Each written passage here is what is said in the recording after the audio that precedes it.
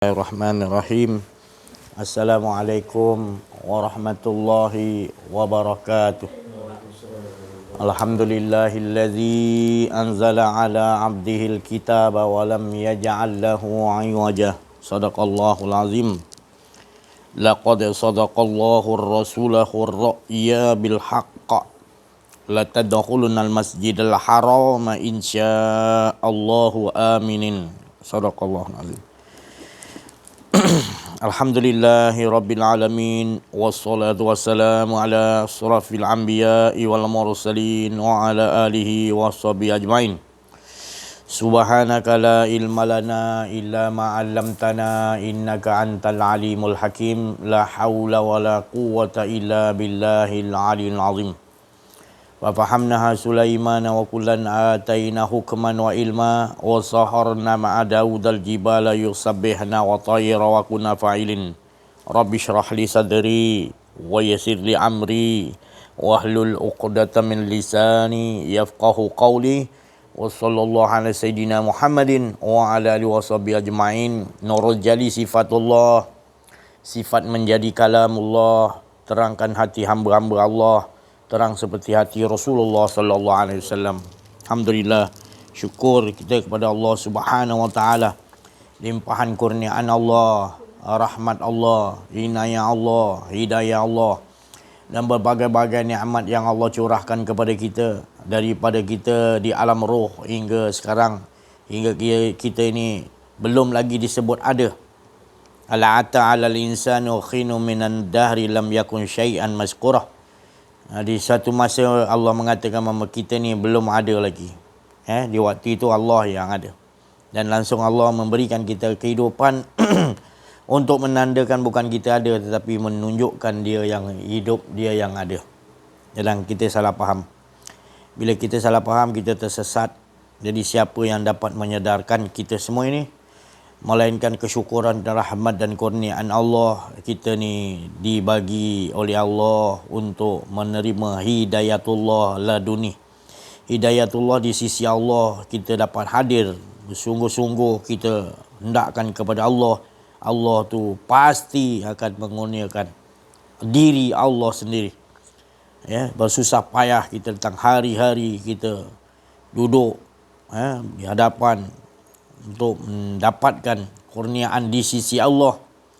Bersusah payah menggunakan wang ringgit, menggunakan masa, berbagainya kita tumpukan segala hidup kita 24 jam. Ilahi anta maksudi waridhoka mahabbataka wa bimaghfirat. Kita harus tujukan demi wajah Allah, demi ma'rifatullah, demi kita kecintaan kepada Allah Subhanahu wa taala, tak ada lain. Maka kita dipilih duduk dalam majlis ini, pendengar-pendengar YouTube, tidak jemu-jemu, tidak bosan. Dibagi oleh Allah lagi kenikmatan demi kenikmatan keimanan yang dah ada dikurniakan oleh Allah. Lalu Allah tambah lagi hingga kita ini wazidnahum huda, di mana kita ditambahi lagi petunjuk-petunjuk yang berunsur. Kita nampak semuanya, apa pun yang kita lihat adalah kejadian-kejadian yang menunjukkan, iaitu petunjuk yang membawa kita kepada mengesakan Allah. Inilah yang manis, yang tidak ada kepuasan lain lagi, hingga kan abadan abadah berkekalan kita hendakkan kepada Allah Subhanahu wa taala. Kita nakkan betul-betul hingga hilangkan keakuan diri kita. Itulah sebenar-benar yang dikatakan qarib ataupun dekat, hingga hilang keakuan diri, dileburkan oleh tangan kekuasaan Allah, hingga kita benar-benar tak ada, dan waktu tak ada tu dialah sebenarnya yang ada. Janganlah lagi cari diri kita lagi. Jadi dia minta maaf banyak-banyak, dia mana siapalah saya ni untuk memberikan penerangan, untuk memberikan hidayatullah laduni dari sisi Allah. Kerana ketidakmampuan saya, la ilma lana melainkan illa ma'alam tanah, apa yang Allah Ta'ala nak berikan kefahaman itu pada saat dan ketika ini hanya Allah Subhanahu Wa Ta'ala. Dan bila-bila Allah jualah sejak azali dan abadi, dialah yang tahu menyusun segala al-ehwal kedirian kita dan semuanya. Dan apa pun yang berlaku pada diri kita bukanlah disebabkan ada sesuatu, melainkan telah la tataharraku zaratan illa biiznillah, melainkan apa yang telah diatur, skripkan oleh Allah Subhanahu wa taala. Janganlah lagi kita bersandar bahawasanya sesuatu yang kita lakukan ni menyebabkan berlaku apa ataupun takdir itu merubah takdir yang telah ditentukan Allah. Takdir itu pasti berlaku dengan ikut susunan Allah Subhanahu Wa Taala. Sejak azali dan abadi telah tertulis semuanya di Lauh Mahfuz. Di mana kita bila tidak mengaji kenal diri kenal Allah, maka kita akan menyangka bahawa kita memain peranan untuk merubah takdir-takdir, ketentuan-ketentuan yang telah Allah Ta'ala atur. Siapa kita nak memberikan hidayah kepada diri kita sendiri pun kita tidak mampu. Mengangkatkan tadi nafas kita naik dan turun pun kita tidak mampu. Terkelip mata kita ini berkedip-kedip pun kita tidak mampu untuk merubah supaya dia berhenti terkedip-kedip biji mata kita. Nadi kita berubah-ubah, itu semua ketentuan Allah. Tidak ada la haula wala quwata illa billahil azim. Jadi saya tak mampu untuk memberikan sesuatu ataupun mencegah sesuatu apa yang kalian lakukan. Kerana jangan memandang bahawa saya ada kekuasaan apa, tidak. Semua itu adalah daripada hak-hak Allah Subhanahu Taala. Tidak ada satu hak pun pada saya. Sebenarnya kita ni semua la haula wala quwata illa billahil aliyil azim. Saya minta maaf kalau sekiranya saya dalam menyampaikan saya seolah-olah akan memaksa, tetapinya itu bukanlah wa ma fa'altu an zikri. Maknanya bukan sesuatu wa ma fa'altu an amri. Kata Nabi Khidir setelah selesai Nabi Musa mengikuti Nabi Khidir alaihissalam, maka Nabi Khidir alaihissalam mengucapkan wa ma fa'altu an amri. Sesuatu aku buat ini bukan daripada kehendak aku. Jadi apa pun saya tak mau sesuatu, baik nafas saya turun naik pun saya sentiasa nakkan supaya Allah yang menguruskan. Apatah lagi setiap satu huruf, patah huruf, setiap nafas turun dan naik saya tidak mau diri saya ni. Jadi saya berbuat atas apa yang diarahkan oleh Allah Subhanahu Wa Taala. Ini sulit nak memberitahu. Belum tentu lagi kita boleh berbuat sesuatu tanpa kita rasa kita merasakan iaitu Allah yang melakukannya. Kita sering melakukan dan melakukannya kita rasa kita payah sesuatu yang kita nak melakukan yang kita rasa dia yang melakukan. Payah sebab kita tak mengaji kenal diri kenal Allah, maka kita dah berlaku sesuatu yang kita buat, masih lagi kita nak mengaku kita yang buat. Itu masalah yang paling besar menimpa kepada kita. Jadi siapalah saya untuk merubah. Saya hanya bagi tahu ni pun daripada Allah. Bukan sesuatu daripada kehendak saya. Semuanya Allah sendiri berkehendak. Jadi Allah tadi dia kadang-kadang Allah membiarkan kita melakukan kesalahan sampai 20 tahun, 30 tahun. Bukan bermakna Allah Ta'ala tu jemu ataupun dia bosan melihat perangai kita. Tetapi Allah masih terus akan memberikan rezeki-rezeki yang mana dia telah tetapkan. Dia akan kembalikan kita pada waktu yang ditetapkan. Maka dia terus menerus memberikan rezeki walaupun kita melakukan sesuatu kesalahan yang besar di sisi Allah. Tetapi Allah menundakan waktu untuk tepatnya untuk memberikan kita peluang untuk kembali kepada Allah, mengenal diri, mengenal Allah. Jadi Allah tu dia maha kasih sayang kepada kita. Janganlah kita menganggap bahawasanya Allah dah bosan bila kita melakukan kesalahan dan dosa-dosa. Dan siapa yang mampu untuk merubah, melainkan Allah sendiri yang boleh merubah. Jadi Allah sentiasa menantikan. Menantikan tu tadi menunjukkan Allah tu sentiasa kasih sayang kepada kita. Jadi dia sentiasa menanti untuk kita pulanglah kepada dia. Hari raya kita pulang ke kampung boleh. Tapi bila hari raya kita tak pulangkan kepada Allah Subhanahu Wa Taala. Boleh. Jadi pulang innalillahi wa inna ilaihi rajiun. Pulang ke tempat asal kita, iaitu kita tidak ada apa-apa. Kita tidak ada kedirian, kita tak pernah hidup pun. Pulang sampai kita tahu kita tak, yang ada adalah cerita-cerita. Sekarang ni kita tak pulang betul-betul. Kita boleh balik kampung tiap-tiap tahun, jumpa mak ayah ataupun ziarah Kalau mak ayah dah tak ada, kita tetap nak balik kampung. Sebab tapi kita tak tahu kampung kita yang asal kita adalah di sisi Allah Subhanahu Wa Taala. Bukan syurga, di sisi Allah Subhanahu Wa Taala. Innalillahi wa inna ilaihi. Kita dari Allah. Hebatnya kita dari Allah. Di dalam diri kita ada rahsia Allah, bukan ada kita. Kita tak ada, yang ada rahsia Allah. Jadi rahsia Allah tu yang kita nak olahkan supaya jangan buat pengakuan kita pun ada. Tak boleh. Tak boleh ada dua. Rahsia tetap rahsia tunggal. Esa. Dia yang meletakkan chip rahsia dalam diri kita di sebalik, di dalam roh yang ditiupkan daripada roh di sisi Allah, hingga roh itu masuk dalam tubuh kita, kita tak dapat cari. Sebab apa kita tak dapat cari? Sebab ada bilangan-bilangan yang kita kata ada banyak. Cuba kita katakan ada satu. Tetap kita akan nampak dia tu sah. Roh tu dari yang satu juga. Sebenarnya satu, tidak ada dua cerita dia. Jadi itu yang kita nak duduk kefahaman ni. Kalau selagi kita tak menjumpai, kita tidak pergi seperti mana yang Nabi suruh cari, menuntut kepada pembimbing-pembimbing rohani kita, jurulatih yang membawa kita kepada kenal diri, kenal Allah, maka sampai bila pun kita tak akan faham. Oh tak, dia ni rajin bersedekah, dia rajin pergi haji setiap tahun, dia berumrah tiap-tiap bulan sekali, sebulan sekali umrah, dan berbagai sedekah, berbagai-bagai infak dia buat. Tapi tetap juga Allah akan memandang. Macam mana pun ilmu kau banyak, amal kau banyak, tetap Allah pandang. Kenal tak aku? Allah akan jawab. Kenal tak aku? Allah seolah-olah menyoal. Allah tahu kau tak kenal dia. Tapi dia sengaja, Allah Ta'ala, tanda Allah tu sayang pada kita, dia tegur, kau kenal ke aku? Begitu. Ya.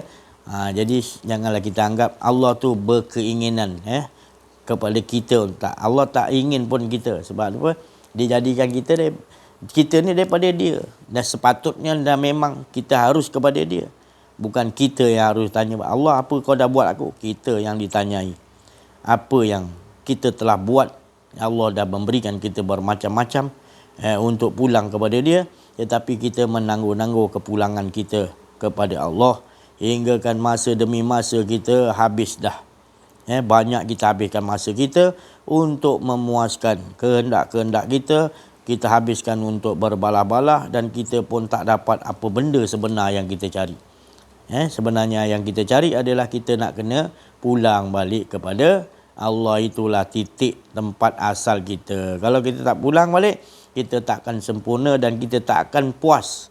Jadi kepuasan asalnya bila Allah jadikan kita untuk kita kembali puas, iaitu menjadikan diri kita tidak ada. Bukan menjadikan kita ni diri kita ada dan kita jadikan diri kita sebagai berhala hawa nafsu kita. Jadi buangkan supaya kita benar-benar dapat hala tuju sebenar. Ini yang sekarang ini kita sedih. Banyak manusia penghujung zaman ini dia tak menemui jalan yang Nabi SAW pertama bawa, dan Allah sendiri menyuruh kita supaya kita kenal Allah dulu yang awal-awal, tetapi kita mengambil yang lain-lain. Kita menipu diri kita sendiri, kita berbalah-balah, kita rasa pilihan kita tu yang betul. Maka itu Allah mengatakan, ada hal yang aku nak jelaskan kepada engkau Muhammad. Engkau tahu tak Muhammad, siapakah orang yang paling rugi?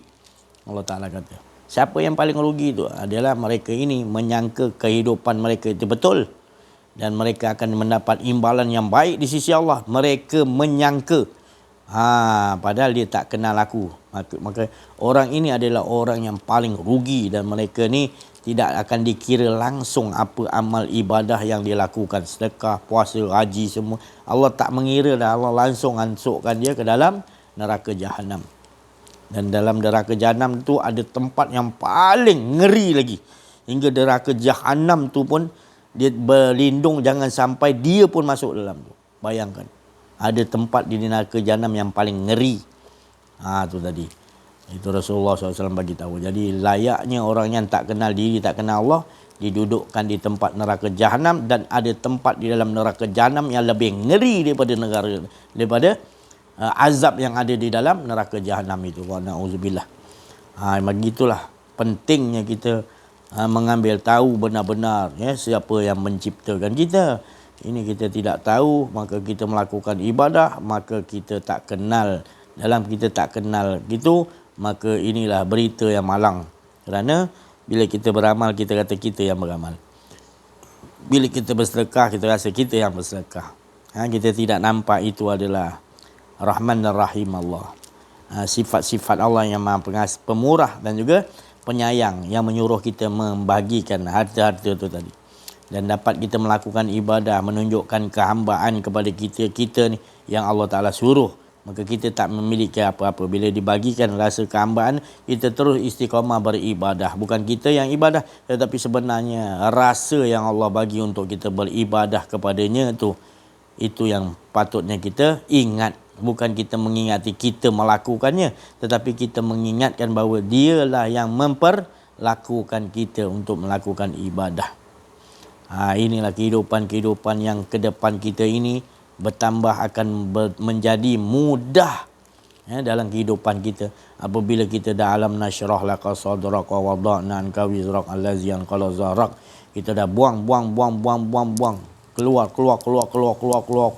Last sekali Allah keluarkan semua, barulah kita yang dikatakan tadi warafa'na laka zikrak, dinaikkan nama kita.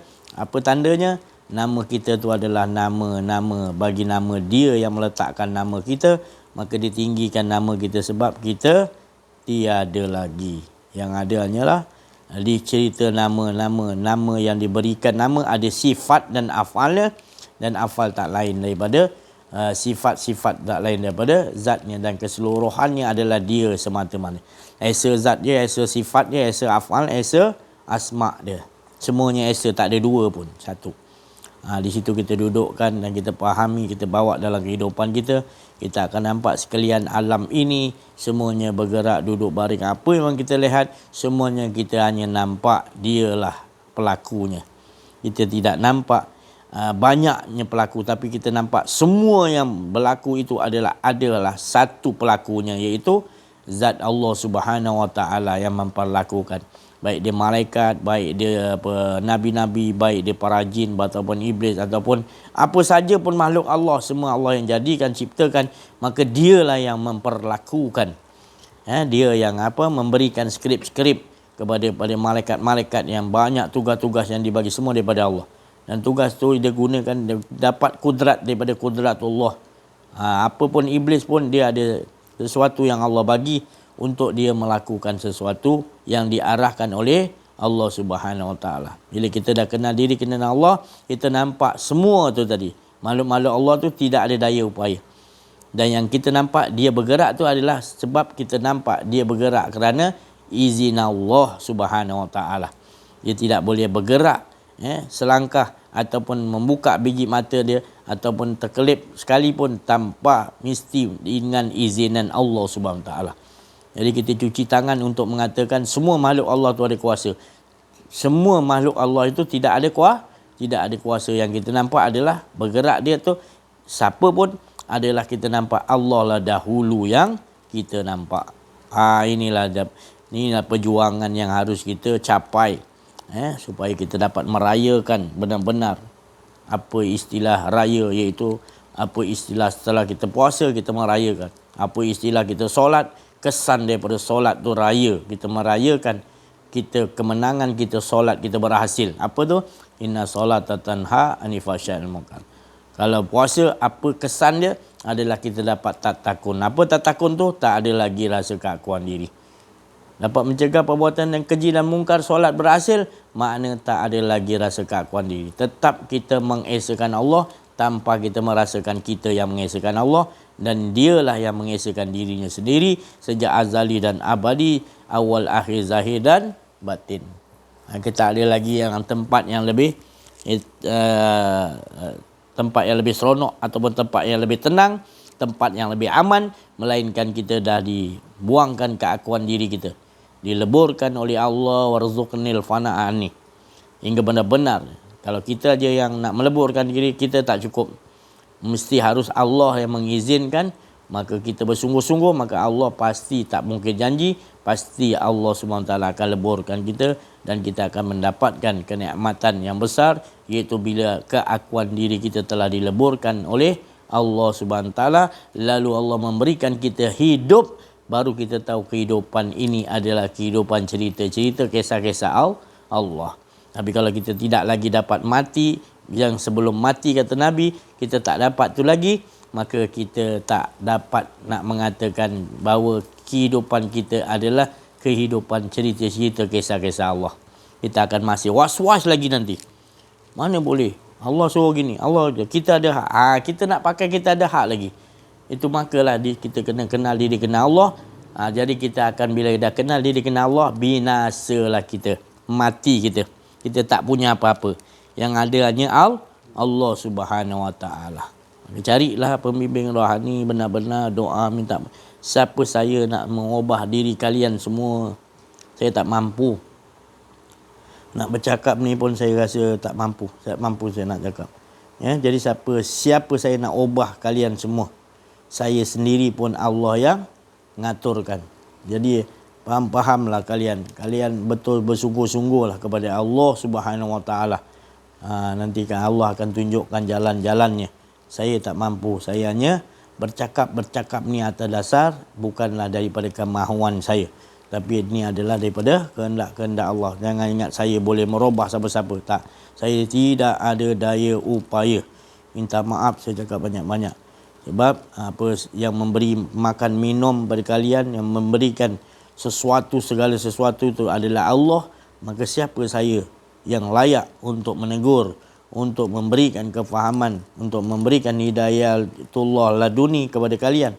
Sebab saya tidak mampu. Saya tidak ada daya upaya. Yang ada semua adalah kehendak-kehendak, susunan-susunan aturan-aturan Allah Subhanahu Wa Taala.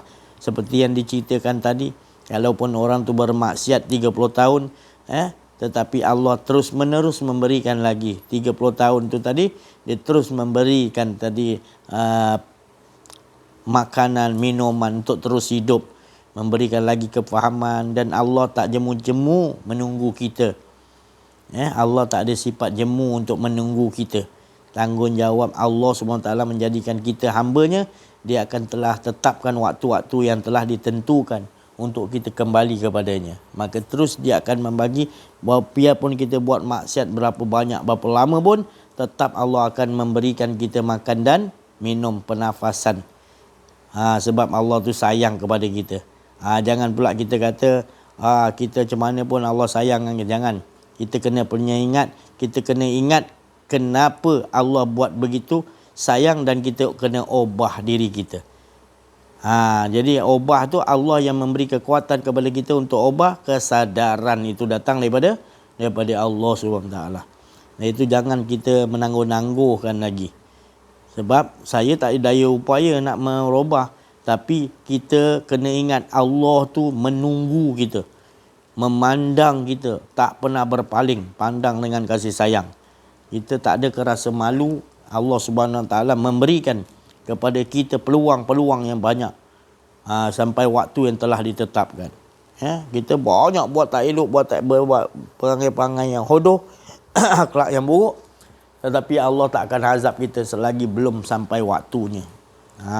Dan Allah SWT, kalau malaikat nak cuba nak hukum, Allah Ta'ala kata nanti dulu, bagi peluang kepada hamba. Nanti dulu. Kita dah melampau sangat dah. Tetapi Allah kata nanti dulu, tunggu waktu yang telah aku dah tetapkan. Nanti dulu, tangguhkan dulu. Allah sayang kepada kita. Jangan sampai ketetapan Allah sampai dalam keadaan kita masih lagi menanti-nantikan tadi. Jangan sampai menyesal. Dari itu pulanglah cepat ke kampung halaman kita, kampung yang benar-benar, iaitu pulang kepada innalillahi wa inna ilaihi raji'un. Jangan kita pandang yang lain lagi. Kita ni sering pandang yang lain lagi, menyebabkan kita menangguh-nangguh, kita berbantah-bantah dengan Allah, kita berbalah-balah seolah-olah gitu. Tapi Allah tidak pernah pun berbalah-balah dengan kita. Allah tetap bagi kita yang terbaik di sisi Allah, tetapi kita tetap juga tak puas hati. Hati kita hati yang dah berpenyakit, kita biarkan lagi penyakit itu dalam qalbun kita, maka Allah Subhanahu Taala memberi lagi peluang, sampai ketetapan yang dikata waktu saat ajal kau telah tiba. Jadi Allah memberi peluang, belum ajal lagi, makna Allah beri peluang pada kita untuk kesedaran demi kesedaran, kerana Allah sayang dibagi kita kesempatan tu banyak. Jangan sampai kita menyesal. Jadi Allah tu maha baik pada kita. Kalau kita berbuat baik dengan orang, orang tu tak ikut cakap kita, 3 bulan kita dah merungut dah. 3 bulan ni. Tapi Allah terus menerus dia akan bagi. Kau buat macam mana pun dengan Allah, tak kenal diri, tak kenal Allah, buat benda perkara-perkara yang syirik, Allah tetap beri makan minum, tetap Allah bagi kesadaran untuk kita sedar. Terus Allah tak jemu-jemu. Allah tak jemu-jemu memberikan kasih sayangnya kepada kita. Yang jadi masalah, kita tanyalah diri kita sendiri. Saya tak mampu nak ubah diri tuan-tuan, perempuan semua yang ada, saya tak mampu. Jadi jangan salahkan saya. Saya hanya boleh bercakap. Itu pun bercakap, wa ma fa'altu an amri. Apa pun saya cakap, saya buat ni semua bukanlah daripada kemauan, kehendak saya. Ini semua daripada Allah Subhanahu Wa Taala. Sebab saya tak ada daya upaya, saya tak mampu. Siapalah saya nak ubah diri tuan-tuan puan-puan. Sebab saya tak mampu, saya tak tahu. Saya ni cakap pun dia yang cakap. Jadi perhatikan betul-betul lah. Sampai bila kita perhatikan di dalam diri kita tu Allah letakkan sir tu. Jadi lihatlah dengan sirullah, baru kita nampak nanti berapa banyak tabiat perangai-perangai hodoh kita yang Allah SWT sentiasa mandang ya. Allah Ta'ala sentiasa lihat apa benda sesuatu yang kita buat ni adakah dengan keakuan diri ataupun dianya tadi. Jadi jangan kita rasa macam seolah-olah Allah perlukan kita. Sebenarnya Allah tak perlukan kita. Kita yang perlukan Allah. Dan kita takkan perlu kita nak tanya Allah, ya Allah apa yang kau buat pada aku. Kita tak boleh tanya pada Allah gitu. Kita yang akan ditanya apa yang telah kau buat pada Allah. Sebab Allah dah buat pada kita dah terlalu dah Rahman dan Rahim dia dah. Mengapa kita nak soal Allah lagi? Dah terlampau lebih-lebih sangat dah. Sepatutnya memanglah kita yang ditanyai nanti. Jangan tersilap, jangan kita nanti nak berbalah juga. Kita tak boleh berbalah. Sebenarnya apa yang telah Allah Ta'ala tentukan pada kita, semuanya cantik. Tapi kita yang membantah-bantah berbalah-balah. Tak puas hatilah. Nantilah, tunggulah, lalailah. Inilah keadaan kita sebenar. Kalau kita tak ubah, maka Allah bagi tahu jangan kita nak kata Allah punya ketetapan qada dan qadar. Kita salah faham. Qada dan qadar Allah adalah Allah nak tetap kita ni sentiasa buang keakuan diri dan dirasakan dia je yang ada. Iaitu wa qada rabbuka. Tetap Allah nak kita ni dia je, rasakan dia je, tak ada kita. Itu ketetapan Allah. Tapi kita tak faham, kita merubah, kita rasa kita ada. Itulah dia. Padahal kehidupan yang paling mulia adalah bila kita tetap merasakan yang ada hanya Allah. Wa qadar, itu qada dia, ketetapan dia. Tapi kita tak faham, jadi kita ingat qada dan qadar ni gini, sekejap gini, kejap gini. Kita rasa kita pula yang main peranan, kejap gini, kejap gitu. Padahal apa pun semua, apa pun nak jadi, baik ke buruk ke depan kita, apa pun nak jadi ke mati ke hidup ke mati balik, hidup balik, apa pun keadaan kita, susah ke sakit ke senang ke, semuanya tetap hati kita dengan Allah. Jangan kita fikirkan lagi, nak jadi ginilah, nak jadi ginilah, tak nak tu lah, nak ni. Itu yang jadi kita berbalap. Siapa kita nak ubah skrip Allah Ta'ala? Allah dah tentukan 4,000-500,000 tahun lagi. Minggu depan kau kena sini, kena sakit ni, kena ni. Minggu depan kau dapat ni, dapat. Kita pula nak susun, kita tak nak pula benda ni sakit ni. Mana boleh, tak boleh. Ketetapan tu yang paling mustahak, kita jangan risau. Apa pun Allah dah bagi kita tadi, baik atau buruk ke depan kita, susah atau senang, sakit atau sihat, ke depan sesaat ni tadi adalah aturan Allah. Yang menjadi risaunya adalah bila kita tak duduk di situ. Kita duduk kepada pilihan kita, nak baik tak nak buruk. Nak siang ni sejuk, malam nak tak nak sejuk sangat. Kita macam-macam pilihan tu tadi, pilihan kita untuk hawa nafsu. Padahal apa Allah dah tentukan semua cantik. Jadi kita jangan jadi manusia yang dalam kehidupan ni tak puas hati dengan Allah. Berbalah-balah, membantah-bantah. Tapi kita tak sedar. Itu manusia yang paling rugi, kata Allah. Dia tak nampak sesuatu tu yang Allah Ta'ala jadikan, itu semua adalah yang terbaik di sisi Allah Subhanahu Wa Ta'ala. Itu tengok cerita orang. Sakit teruk sangat sakitnya. Tapi bila dia kenal diri, kenal Allah, dia tak risau sakit tu. Malahan dia bersyukur, ya Allah, kau bagi aku sakit ni tadi, hatiku tetap dengan kau. Jangan sampai kau beri sakit, ya Allah, hingga aku lupa pada kau. Gitu dia bersyukur pada Allah. Kita sekarang ni bila dapat senang, pula kita lupa pada Allah. Orang senang kita kena ingat, ya Allah, kesenangan yang kau bagi ni adalah semua daripada min fadli rabbi. Semua dari kurniaan kau, ya Allah. Sesungguhnya engkau tu lebih nikmat, lebih mustahak daripada segala yang kau anugerahkan kepada. Di situ dia letakkan. Baru kita faham kehidupan kita adalah wa qadha rabbuka, tetap dengan Allah, dan ke depan kita baik atau buruk, siang atau malam, kita tak memikirkan. Yang kita memikirkan adalah supaya kita tetap dengan Allah dan tak mahu ada rasa keakuan diri. Itu sebenarnya. Naluri kita tu memang gitu sebenarnya. Tapi bila masuk je hawa nafsu, keinginan kita, dia jadi robah. Dia tarik steering teruk sangatlah. Sampai kita biarkan tak nak balik, tarik steering tu kembali asal, iaitu tiada. Pasal dah rasa ada, seronok jadi rasa ada tadi. Nak tarik balik steering supaya tiada tu. Padahal tiada tu lebih seronok lagi. Tapi kita tersilap. Kita dah jadi terbalik. Yang kepala jadi ke bawah, kaki ni atas. Dah jadi kita ni dah terbalik. Kita tak dapat lagi dah nak membezakan yang mana yang benar, mana yang salah. Tu malanglah nasib kita. Sebab ini punca daripada kehendak-kehendak hawa nafsu kita tadi. Maka itu hawa nafsu ni dia harus diperangi. Nabi kata, peperangan yang lebih besar daripada peperangan Badar. Berat. Mana boleh tak perang? Semua orang kena perang. Nabi-nabi, rasul-rasul, para wali Allah perang. Kita pula tak nak perang pula. Biarkanlah hawa nafsu aku. Nanti cukup, nanti umur aku 60 tahun pencen, aku boleh lah. Tak adalah. Itu semua penipuan. Sekarang kita sedar, sekarang ni kita kena kalahkan. Ataupun minta pada Allah. Nafsu kita ni kita dapat tundukkan. Nafsu tak ada, tak boleh juga. Nafsu ni kena ada, tapi nafsu yang mutmainah, yang betul kenal diri, kenal Allah. Yang sentiasa nakkan Allah, buang keakuan diri.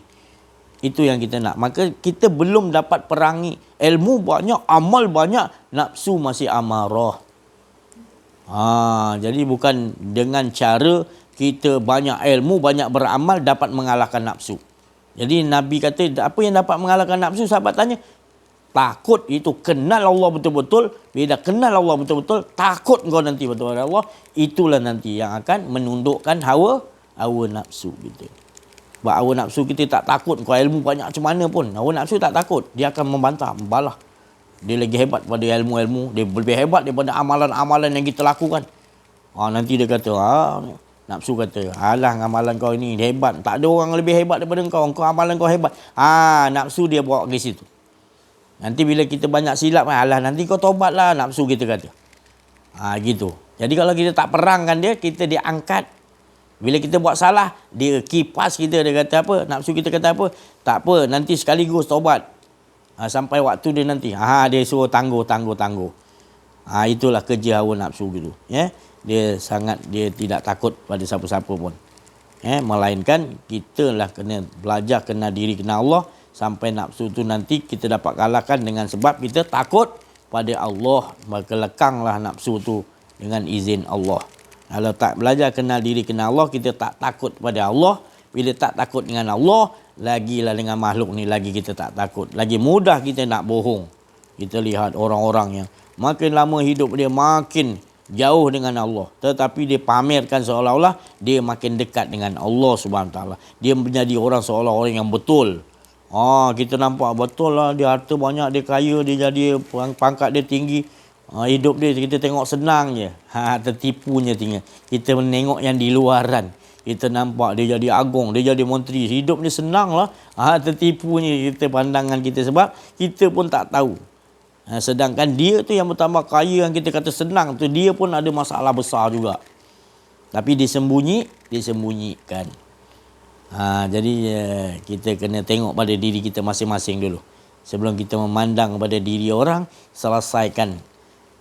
Sebelum kita memandang hawa nafsu orang tu hawa nafsu apa, kita kena pastikan nafsu kita tu mutmainah paling tidak. Kalau kita belum dapat tu lagi, jumpalah pembimbing rohani. Jangan kita tangguh-tangguh lagi. Kalau yang dah ada, teruskan. Jangan sampai kita derhaka kepada pembimbing guru rohani kita, hidup kita berada di dalam kemalangan yang besar. Bila kita dah dapat pembimbing rohani, kita munafik, kita membatalkannya, kita mengatakan gini-gini kepada pembimbing rohani. Malangnya nasib kita itu. Jadi bertaubat segera, tak ada jalan lain. Istighfar pun 1000 tahun takkan dapat Allah ampunkan. Melainkan kau kembali bertaubat, tak nak melakukan lagi perbuatan menderhakai, mensekutukan Allah Subhanahu Wa Taala. Saya cukup sampai sini dulu. Kita minta pencerahan daripada Al-Fadhil Ustaz Auza'i dan juga Syekh Latif, insya-Allah. Rabbil alamin wassalatu wassalamu ala asyrafil anbiya'i wal mursalin wa ala alihi wa sahbihi ajma'in. Subhanaka la ilma lana illa ma 'allamtana innaka antal alimul hakim. Rabbi shrah li sadri wa yassir li amri wahlul 'uqdatam min lisani yafqahu qawli. Laqad ja'akum rasulun min anfusikum 'azizun 'alaihi ma 'anittum harisun 'alaikum bil mu'minina raufur rahim. Fa in tawallaw faqul hasbiyallahu la ilaha illa huwa 'alaihi tawakkaltu wa huwa rabbul 'arsyil 'azim.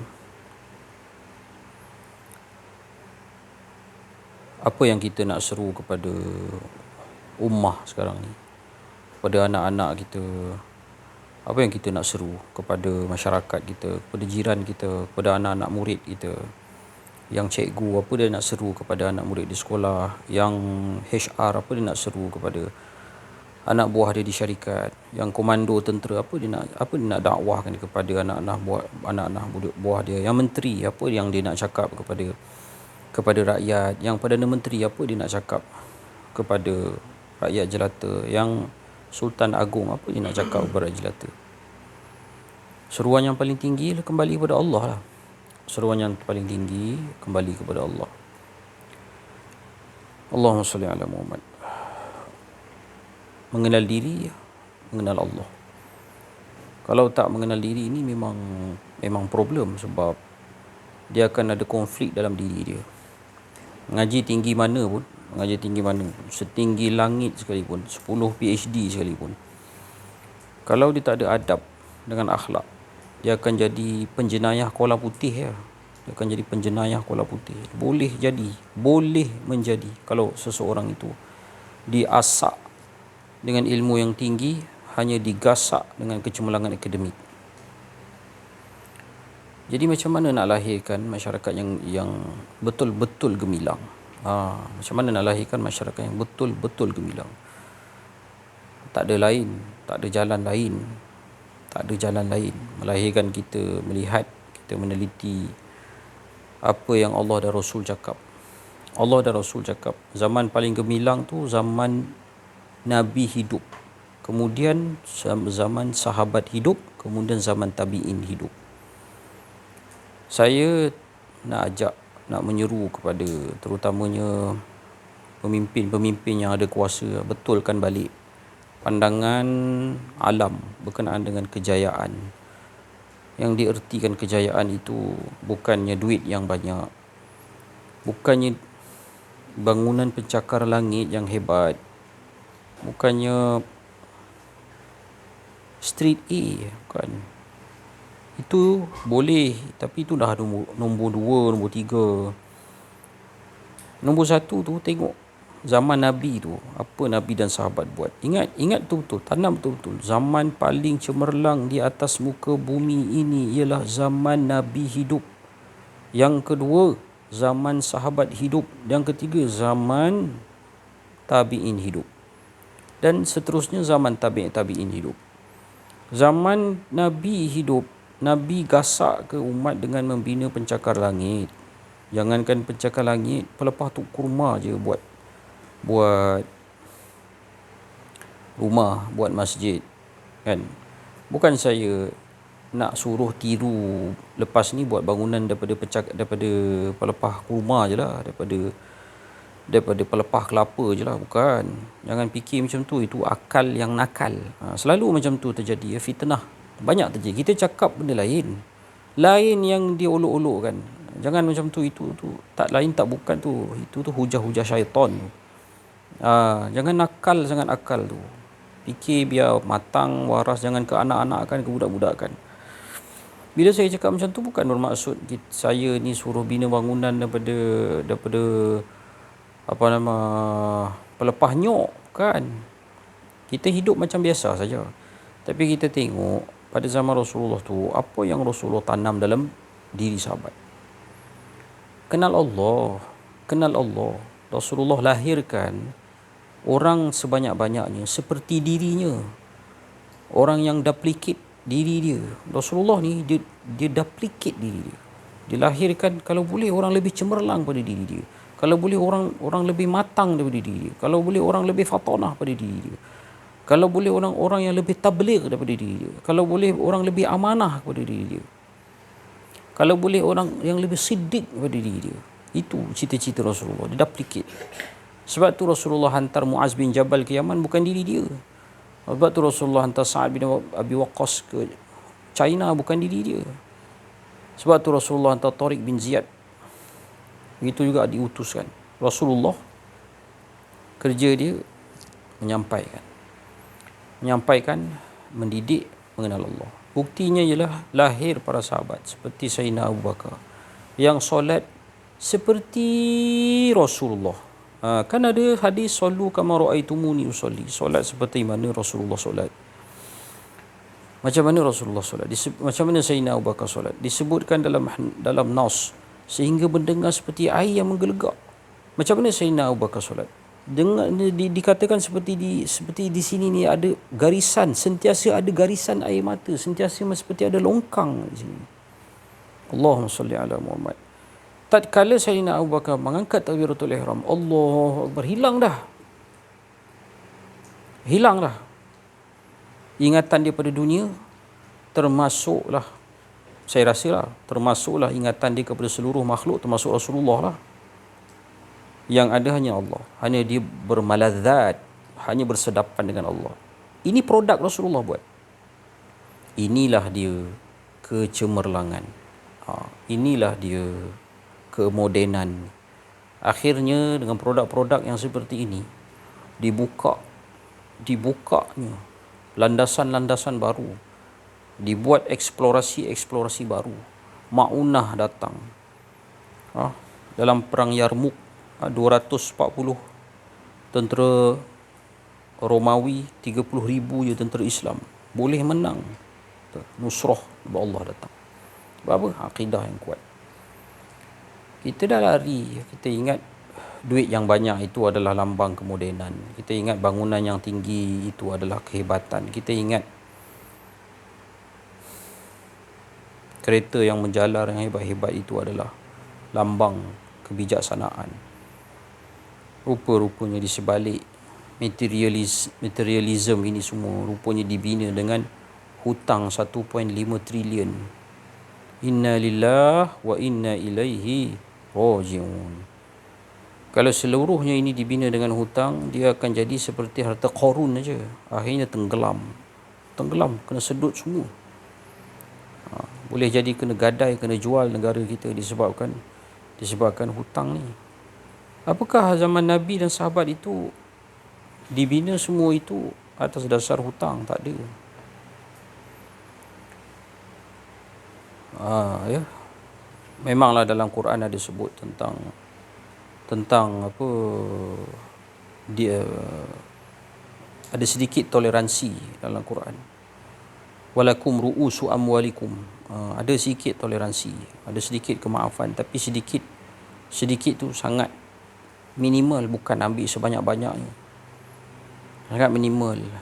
Kalau menurut orang yang telah naik ke langit, dia nampak di alam barzakh, kalau kita berhutang, rumah pertama saja dimaafkan, rumah pertama saja diberikan kemaafan. Rumah kedua, yang seterusnya, hutang seterusnya dikira sebagai pengumpul riba. Sebab itulah 2 kali Rasulullah naik semasa Isra Mi'raj. 2 kali, kata silap saya, pertama sekali langit pertama ke, kemudian Rasulullah lihat sekali lagi pada langit yang seterusnya. Siksaan Allahumma salli ala Muhammad. Orang yang makan riba ni, perut dia tu besar, dan perut dia tu ditashbihkan sebesar rumah. Perut dia sebesar rumah. Tak boleh bangun, bangun jatuh. Kemudian dia lihat lagi, Rasulullah lihat lagi sekali lagi.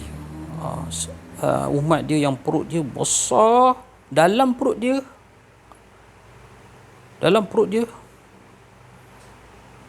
ada ular. Perut sebesar rumah juga, dalam perut dia ada. Nampak ular tengah ni. Rasulullah tanya malaikat Jibril, apa benda ni? Malaikat Jibril kata, orang yang makan riba. Apa benda makan riba ni? Siapa makan riba sekarang ni? Kalau nak diikutkan oleh panel-panel syariah, mana ada orang makan riba? Siapa makan riba? Tak ada orang makan riba. Siapa makan riba? Orang yang makan riba, mungkin yang kalau menurut mereka agak saya lah, orang yang mengambil loan konvensional lah agaknya, kan, diiktirafkan sebagai pemakan riba.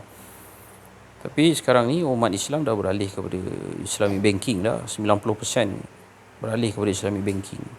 Jadi hadis tadi untuk siapa? Hadis tadi tu pada hemat saya, dia adalah untuk umat Nabi Muhammad. Sebab kalau orang kafir, dia dah tak payah kena seksa tu lagi dah.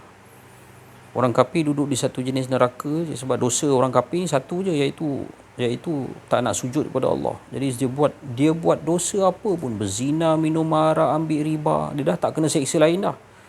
Siksaan dia satu tu je, iaitu kafir. Siksaan sebagai orang kafir lagi teruk lah, paling dahsyat lah. Siksaan tu sebagai orang kafir. Dia bunuh orang ke apa semua, memang dah siksaan dia tu, siksaan yang sedemikian teruk. Allahumma salli ala Muhammad. Jadi pandangan Rasulullah kepada penyiksaan ketika mana Isra Mi'raj itu adalah untuk orang Islam. Jadi kita perlu buat sesuatu tajdid, satu perubahan perlu dibuat. Tak boleh redha di dalam sistem ekonomi sekarang, tak boleh redha dalam sistem politik sekarang, tak boleh redha dalam dunia pendidikan sekarang, tak boleh redha. Even dalam dunia pendidikan kita diajar bumi ni bulat. Rupa-rupanya saya dengar ceramah Ustaz Kazim Alias. Dia kata kalau bumi ni bulat, berputar pula 1700 km sejam, naik helikopter je lah, naik helikopter tinggi-tinggi, bumi tu pusing sampai kat Mekah, turun dah sampai Mekah. Logik juga Ustaz Kazim cakap. Jadi Ustaz Kazim kata rupa-rupanya kita kena tipu. Bumi ni rupa-rupanya tidak seperti yang bentuk kita sangkakan. Bumi ni sabit. Kalau menurut kitab minal arshi ilal farshi, kitab yang di-approve oleh Universiti Al-Azhar, kitab oleh Masyaikh Al-Azhar. Dulu mak saya dah pernah baca kitab ni. Dia kata al-ardu sabit. Bumi ni statik. Yang berpusing ialah matahari dan bulan di atas bumi ni. Tidaklah sebesar sebagaimana digambarkan oleh ilmu barat, NASA yang tipu itu. Tak besar mana dan tak setinggi mana. Dia berlega macam tu, berkejar-kejaran. Wasyamsu tajri li mustaqarri laha. Matahari tu yang berlari. Tajri ni bukan yamshi berjalan. Tapi wasyamsu tajri ni maksud dia berlari. Kita memang nampak seakan-akan matahari tu berlari. Berlari. Dan kita tahu speed matahari tu kalau benar-benar dia berjalan berpusing di atas tracknya, di atas hamparan. Wal ardu duhaha. Hamparan yang kalau duhaha ni, kalau burung unta tu dia buat lekuk, persiapan untuk dia bertelur, duhaha. Jadi dunia ni seakan-akan lembah, dikelilingi oleh kutub selatan setinggi ais di kutub selatan tu setinggi gunung, mungkin gunung Kinabalu mengelilingi, duhaha macam tu. Allahumma salli ala sayyidina Muhammad. Ini satu pandangan alam yang menarik, yang baru, yang saya sedang kaji. Kalau benar, saya bukan penganut ajaran bumi datar dah. Saya adalah pengkaji saja. Saya kata pengkaji dan saya suka membaca. Jikalau benarlah cakap Ustaz Kazim Elias yang telah membuka minda saya, maka sekali lagi kita ditipu dalam ilmu yang kita ajar di sekolah. Jika benarlah sekolah ni menipu, kita harus minta maaf. Jadi Kita kena fikir betul-betul benda ni. Fikir dan kaji betul-betul. Allahumma salli ala sayyidina Muhammad. Ataupun sekurang-kurangnya kita sebut dalam mazhab bumi ni ada dua.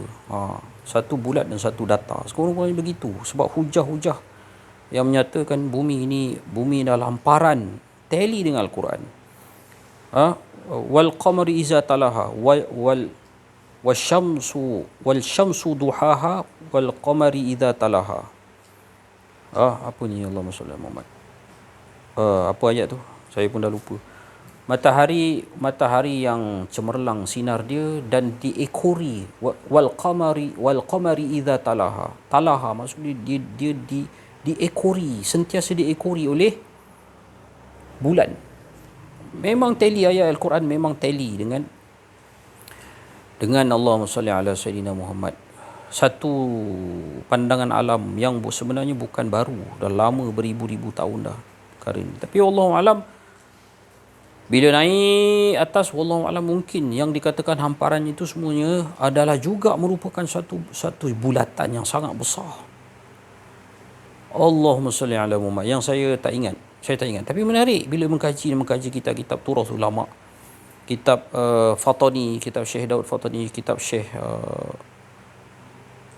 Wan Ahmad, bahawasanya bumi ini berada di atas seekor ikan paus. Masya Allah, mungkin waliullah ini sudah naik ke atas dan segala yang dikatakan hamparan ini juga berbentuk bulat dan berada di atas pula ikan paus. Tu dia. Para arifin billah ni Allah dah bagi tahu dia pandangan alam yang sebenar. Allahumma salli ala Muhammad. Dimulai dengan ayat-ayat Al-Quran, kan? Wa arshuhu 'alal ma'. Lagi ayat wa arshuhu 'alal ma', kan? Arash Allah ni di atas air. Memang kalau ikut Ustaz, pandangan yang Ustaz Kazim Alias bawa dalam dia punya talk dia, di atas daripada langit ni adalah air. Kena pula dengan arash tu di atas air. Allah. Jadi hebatlah kuasa Allah ni. Maknanya bumi yang kita pijak ni pun sebenarnya menjadi satu katok Allah kepada kita, bahawa hang jangan sombong. Bumi yang hang pijak pun hang tak tahu bentuk lagu mana. Hampa saintis pun bergaduh. Ada yang kata bulat, ada yang kata datar. Yang datar tu pula bila naik ke atas mungkin dia adalah sebuah bulatan yang sangat besar yang tidak dapat kita gambarkan. Bukan saiz bumi yang kita tahu sekarang ini. Allahumma salli ala Muhammad.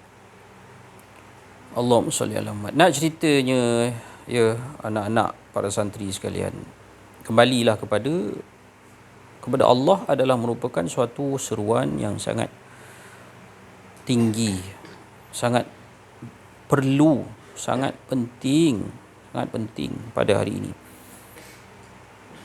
Dengan cara macam mana caranya? Caranya ialah cari guru mursyid. Cari guru mursyid ni adalah sunnah salafus soleh. Di ketika mana zaman cemerlang itu, para sahabat tak cari kitab. Dia bukan cari Quran. Para sahabat ketika zaman Nabi yang gemilang, yang tadi kita cakap di awal-awal saya punya sesi ini tadi, saya cakap Allahumma salli ala sayyidina Muhammad. Bukanlah sahabat itu pergi cari Quran, tapi para sahabat cari Nabi.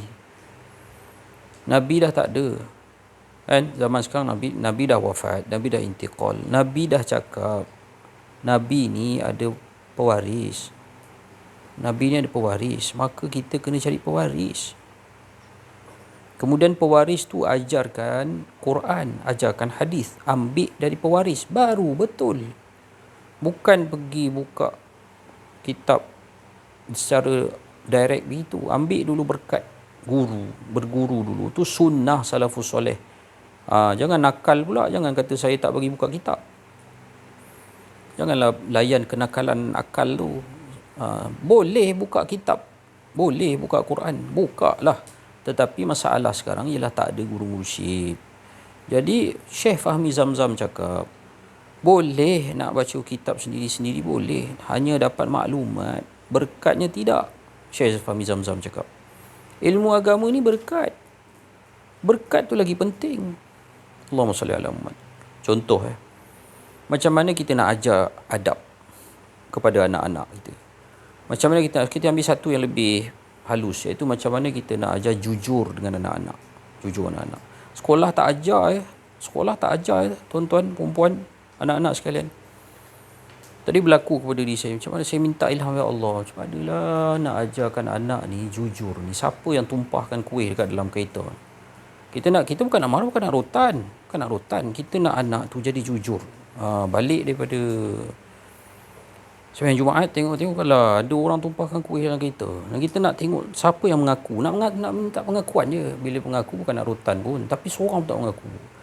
Kereta dah start ni, saya munajat ke Allah, ya Allah, macam mana nak didik anak jujur mengaku salah.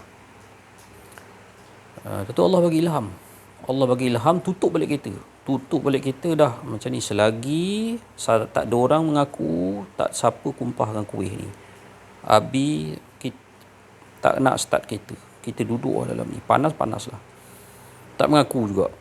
Lepas tu keluar pergi duduk kat gazebo, tak mengaku juga. Saya tak apa, saya baca surah Kahfi, biarkan diorang panas, biarkan diorang.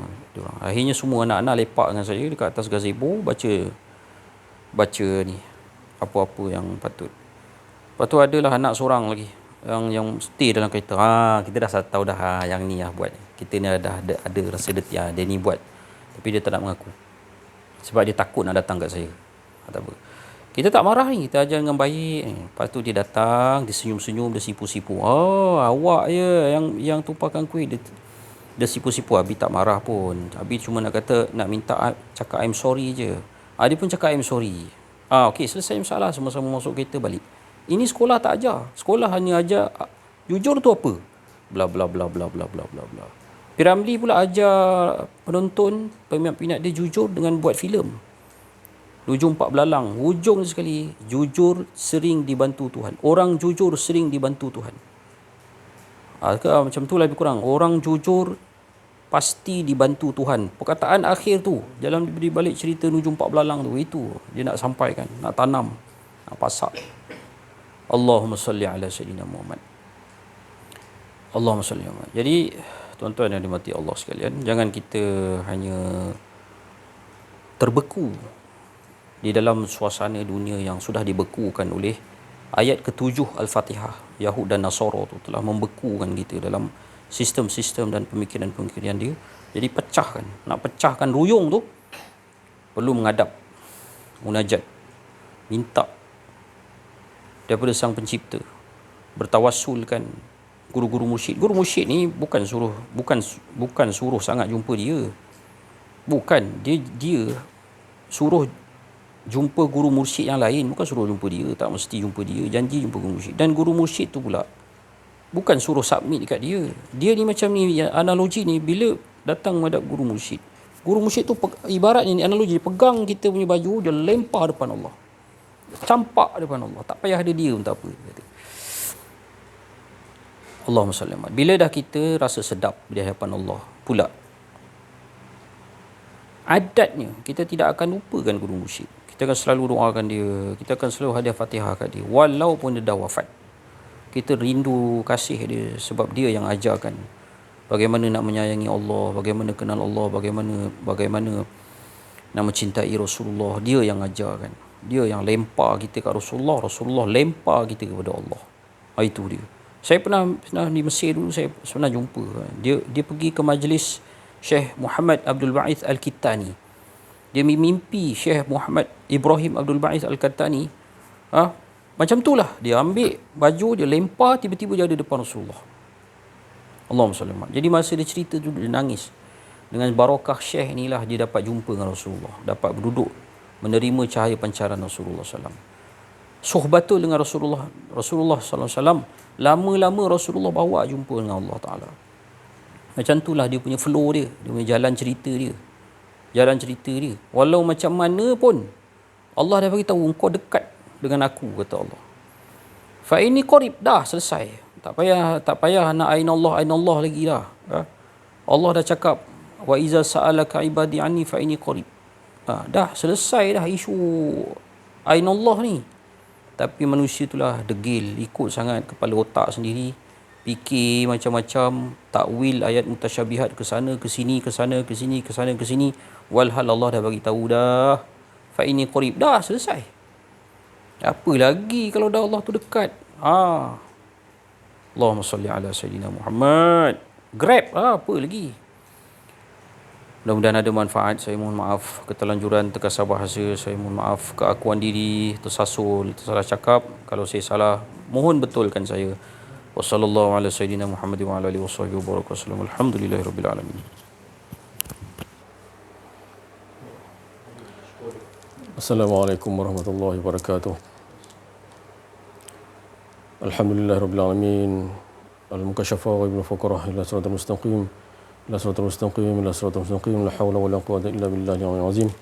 Bersyukur ketika hadirat Allah Subhanahu wa taala kerana limpah kurnia rahmat inayah kasih sayang yang dapat kita bersama-sama diperjalankan oleh Allah Subhanahu wa taala. Subhanallazi asra ke sini di petang Jumaat yang mulia ini. Alhamdulillah disebabkan rahmat Allah Subhanahu wa taala, bukan disebabkan kita punya cadangan ataupun apa-apa, disebabkan jemputan daripada Allah Subhanahu wa taala.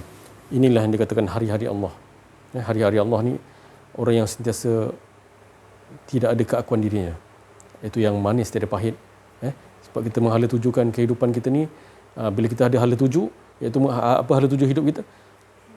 Itulah la ilaha illallah, menafikan keakuan diri kita yang ada hanya Allah.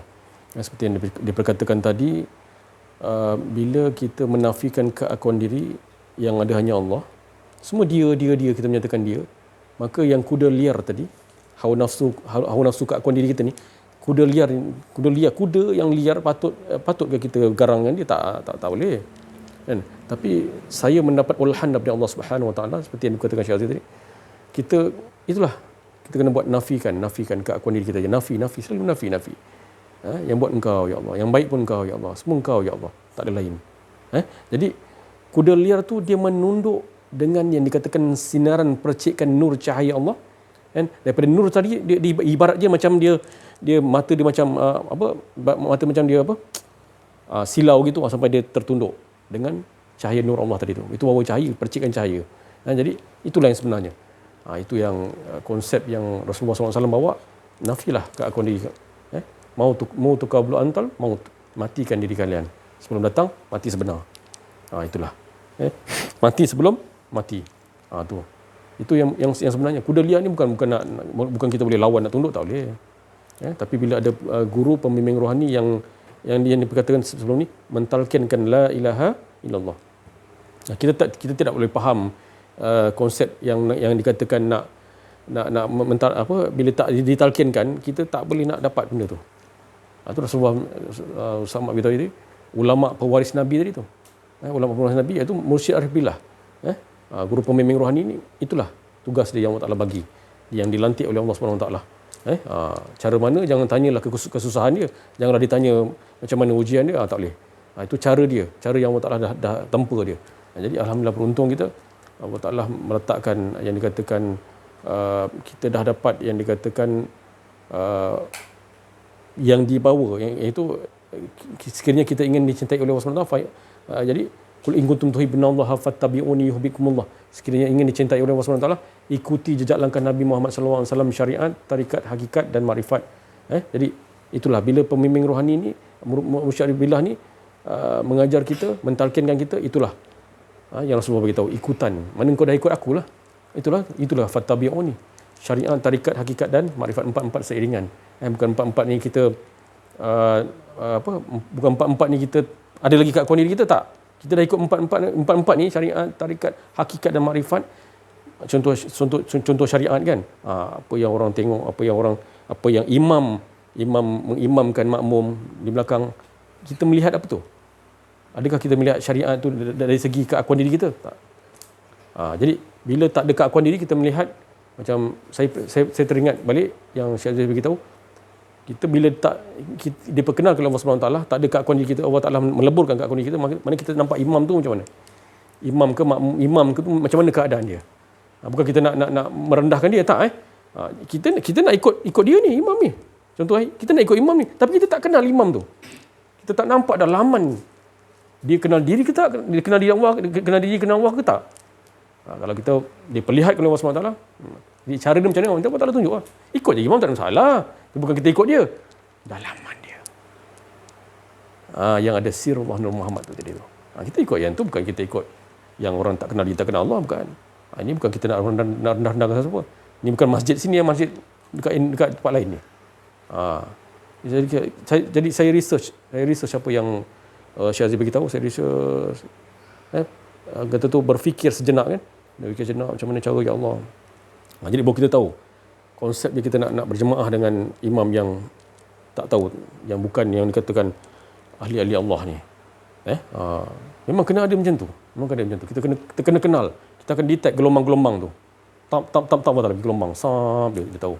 Dan orang yang bercakap ataupun yang apa-apa di keliling kita yang fajama'nahum jam'ah, di cara dia bercakap kita dah tahu dah. Bukan kita nak rendahkan siapa-siapa tau. Tapi kita yakini Allah Ta'ala yang meletakkan. Kau jangan jadi macam tu. Dan insya-Allah mudah-mudahan Allah Ta'ala kita dah bagi, kita kesian kat orang tu, kita dah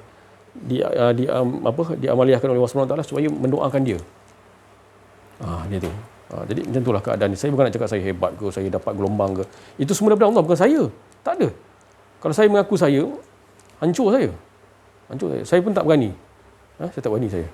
Bila betul-betul Allah Ta'ala dah memberi yang dikatakan wazidnahum huda ni petunjuk, alhamdulillah saya pendosa yang paling berdosa lah bagi saya.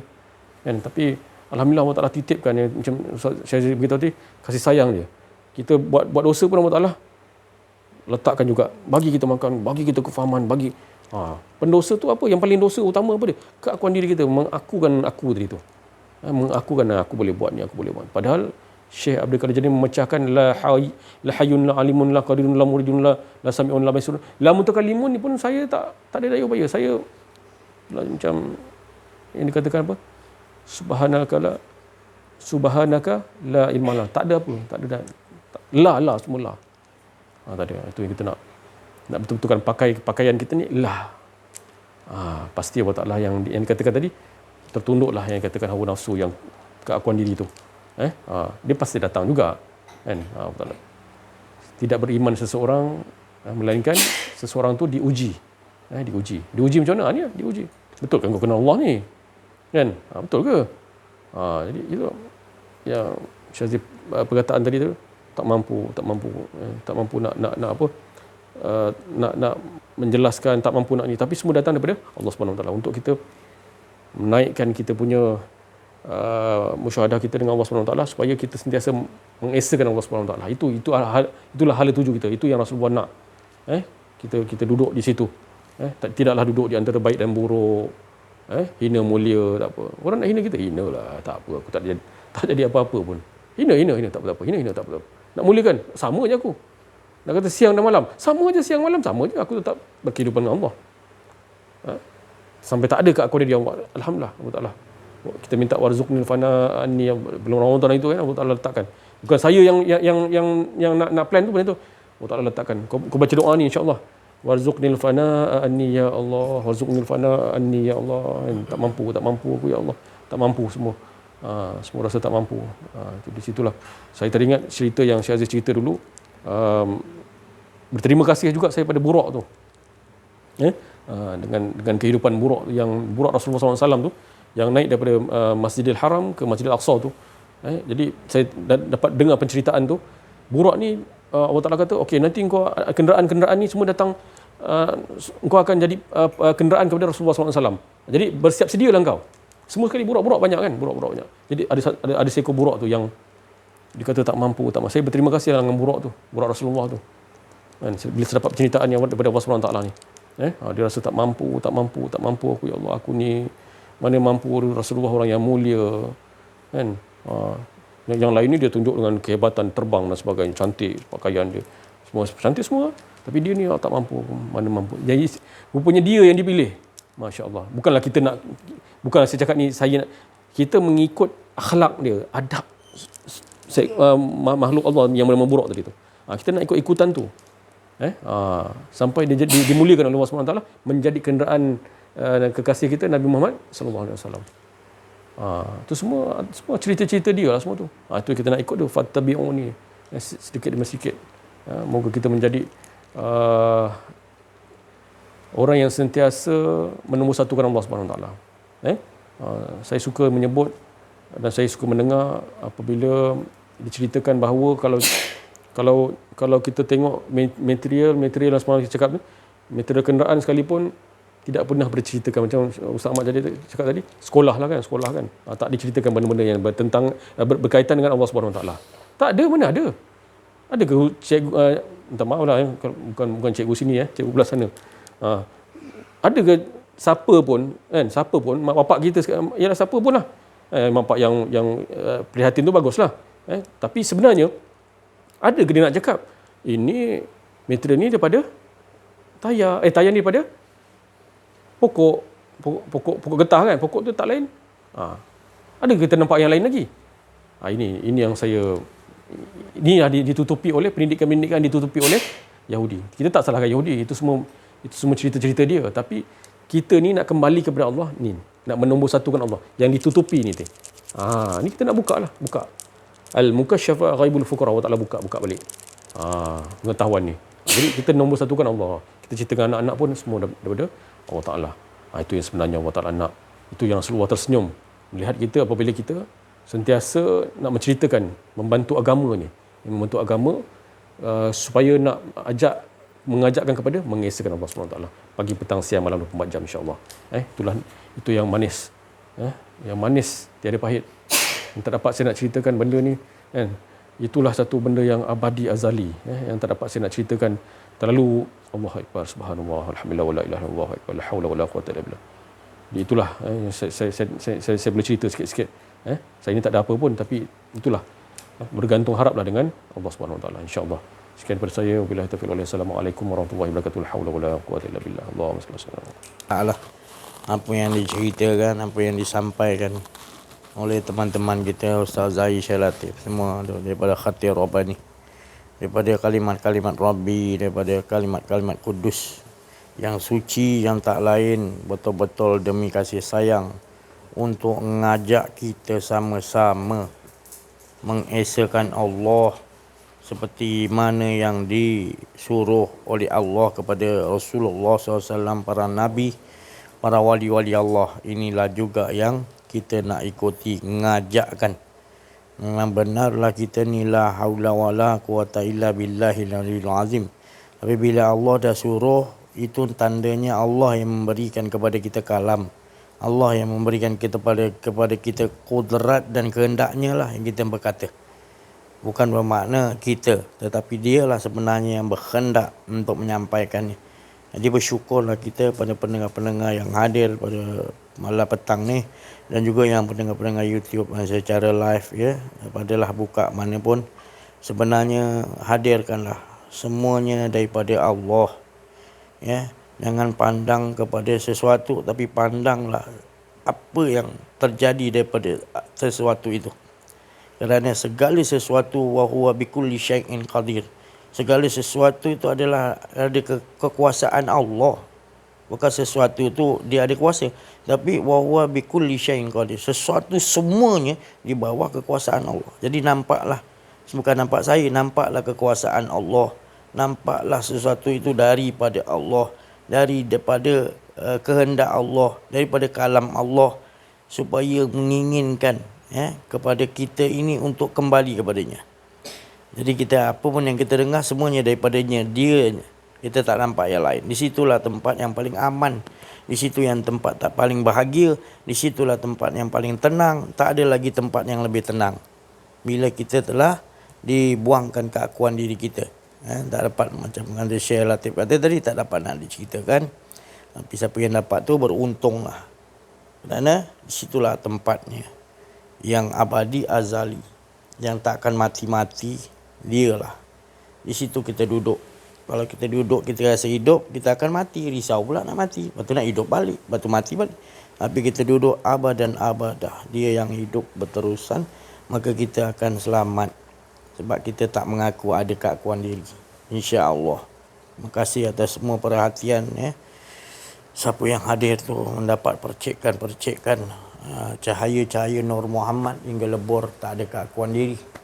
Siapa yang dengar YouTube, siapa yang lalu, siapa yang dengarkan YouTube ni, insya-Allah benar-benar Allah akan memberikan, iaitu yahdillahu linurihi mayasya. Allah tak pernah mungkir janji.